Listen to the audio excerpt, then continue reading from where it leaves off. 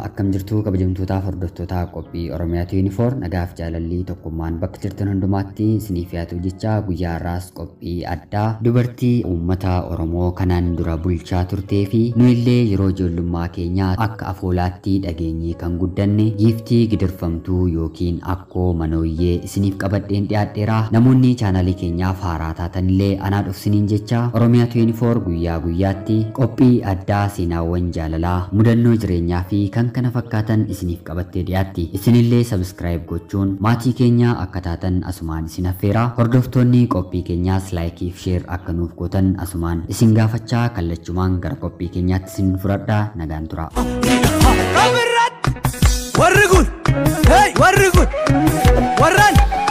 warri yaabee tufaadha balballisaanii cufaa.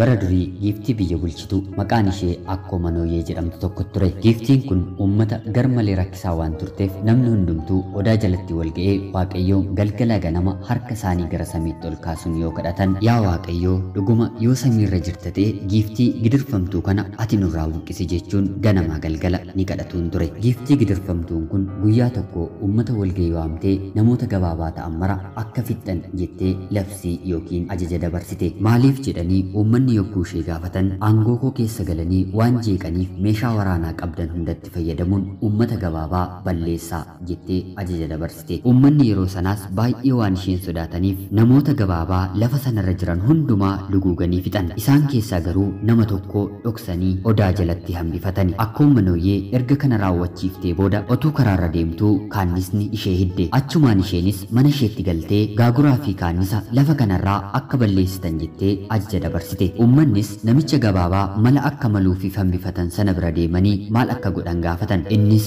tooftaa addaa tokko dhahee ishee fi ilma isheef damma laadhaa jedhee isaan gorse. Isaanis deebi'anii akkuma namichi gabaabaa sun isaan gorse akkoo manooyyee fi ilma isheef damma laatani. Isheenis erga nyaattee booddee gaaguraa fi kaannisa hin tuqinaa jettee labsii duraan kennite diigde. Yeroo gabaabaa erga turtee booddee ammas yaa'ii uummataa waamtee uummanni yommuu wal ga'u teessoo isheerraa kaatee mana ittiin boqodhu samiif ardii gidduutti atattamaan akkanaaf ijaartan jettee uummata akeekkachiifte. Uummanni biyyichaas yogguu sana lafa lixan dhabanii baay'ee dhiphatan. Waan godhanis yogguu wallaalan namicha gabaabaa sana bira deemanii maal akka gochuu qaban ammas isa gaafatan. Akka aadaa biyya keenyaatti utubaa abbaatu dhaabbata, koottuu dhaabbadhu, isarratti hin doofne siif ni ijaarra jedhaaniin jedhee isaan gorse. Isaanis deebi'anii yogguu isheetti himan utubicha dhaabuuf yaaltee garuu ta'uuf dide. Kanumaafis ajaja kana diigdee ajaja biroo dabarsite. Ajajni gara biraas akkana kan jedhu ture. Tulluun gamasiisuun biyyootan ani bulchu ilaaluu waan na dhorkeef tullicha diriirsaatii dirree taasisaa jettee ajaja dabarsite. Uummannis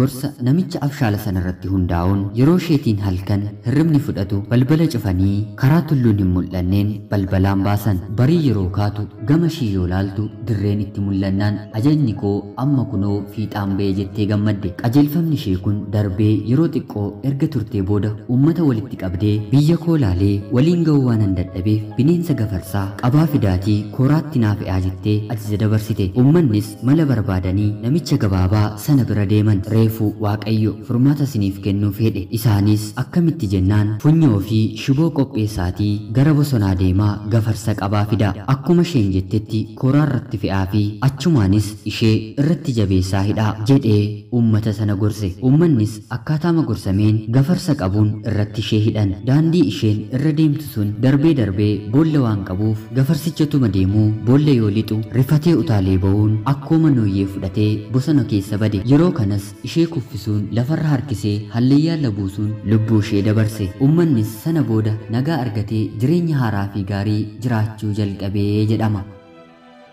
Kabajamtootaaf hordoftoota qophii Oromiyaa 24 seenaan akkoo manooyyee yookiin jaartii gidirfamtuu kana fakkaata ture. Kan raawwate akka qorattoonni tokko tokko dubbatan dhaloota Kiristoos duraa akka ta'e nutti himu. Akka bohaartanii fi wanta ijoollummaa keenyatti dhagahaa turreerraa akka yaadattan abdiin qabaa. Hedduun keessan ni beeku. Seenaa yookiin afoolli kun ciccitee nu bira ga'us hunda keenya keessaa gurra keenya keessa ni jira. Hedduun keessanis koomunitii jalatti koomentii jalatti akka beektan naa barreessitaniittu galatoomaa isiniin jecha. Egaan qophiin sa'aatii kanaaf isiniif qabadheen dhiyaadhee kana fakkaatti na waliin hanga yoonaa turuu keessaniif guddaa galatoomaa isiniin jecha hanga qophii biraan wal arginutti nagaan turaa horaa